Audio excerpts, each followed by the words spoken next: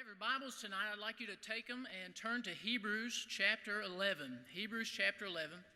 While you're turning there, I'd like to just take 1 minute and thank Pastor Sexton for the opportunity to preach here this evening. Growing up, I got to cut my teeth preaching in what we called cowbell services in West Virginia. Anybody ever been a part of a cowbell service? Every preacher gets 10 minutes, and at the end of 10 minutes, there was an old fellow in the back that had a cowbell, and he'd ring it out and let you know that's when your 10 minutes was up.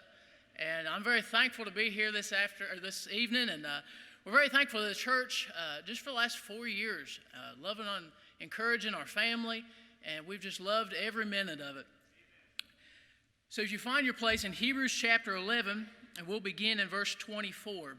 Hebrews 11:24 says, "By faith Moses, when he was come to years, refused to be called the son of Pharaoh's daughter, choosing rather to suffer affliction with the people of God than to enjoy the pleasures of sin for a season, esteeming the reproach of Christ greater riches than treasures in Egypt, for he had respect unto the recompense of the reward.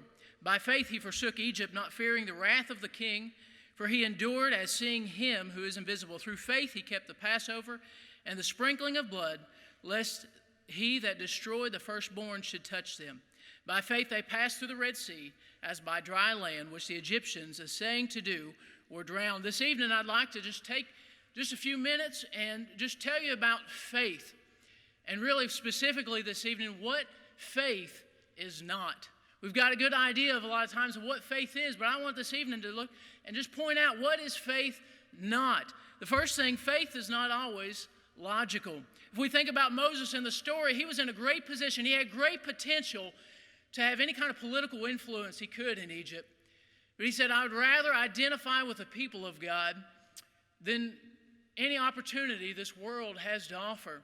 It wasn't God's will for Moses to grow up in Egypt and to lead the people out himself. And possibly he could have done that. He could have had the power eventually to do that. That would have been the logical thing. But you know what? God's will doesn't always seem logical to us sometimes. You know what? Something else faith is not comfortable.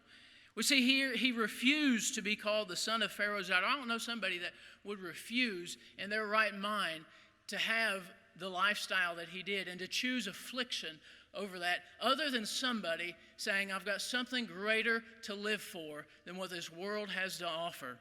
See, what he was doing, he was following God by faith. Faith is not always logical. Faith is not always comfortable.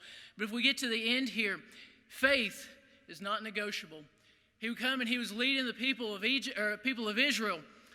And it says through faith he kept the Passover and the sprinkling of blood, lest that he that destroyed the firstborn should touch them. And by faith they passed through the Red Sea as by dry land. He was given two opportunities here to where he had a choice to either follow the Lord or turn back. And to turn back would have been complete destruction. So really following the Lord at this point and having faith in God that had led him thus far wasn't something negotiable for him.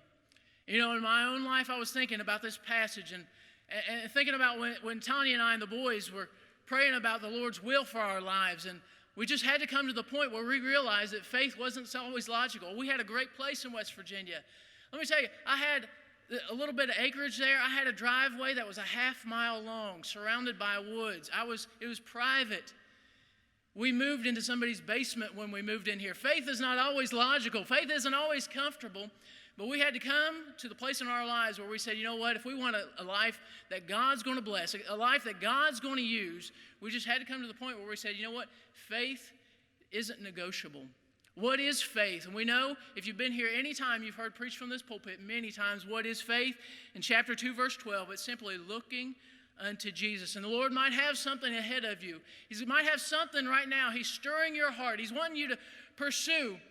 But let me tell you, it's not always going to seem logical. It's not always going to seem comfortable. But when we look at the cross, when we look at Christ, when we look at all that he's given for us, when we look at all that God has done for us, bringing his son, Jesus Christ, to die on the cross for us, we realize this one thing, that it's not negotiable. And if I can just leave you with one thing this evening is look to Jesus in everything. And no matter what God has in front of you, no matter what path God has placed in front of you, if you can do one thing, and I can just tell you one thing this evening, is just look to Jesus.